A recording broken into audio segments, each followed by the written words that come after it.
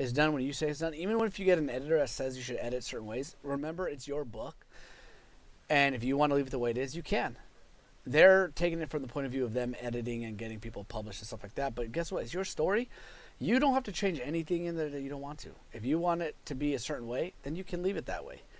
If you have it in third person, someone says it'll sound better in first person because you want to hear from their point of view. That's good opinion, but guess what? It's your story. You can do however you want.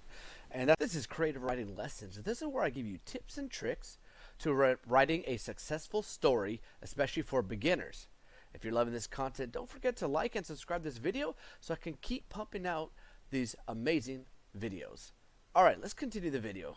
That's what I try to tell everybody when they first write, when they come to me to edit and stuff like that is, dude, it's your story. If you don't want to change it, these are just options for you to change it.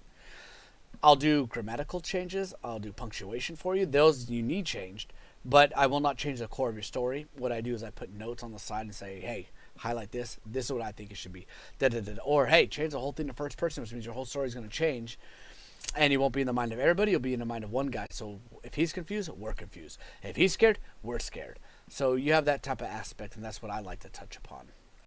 Hello there. So I have 2 kids books out of my 4 kids book series self-published on Amazon. If you want to check them out, the link will be in the description below. And if you have Kindle Unlimited, you get these books for free.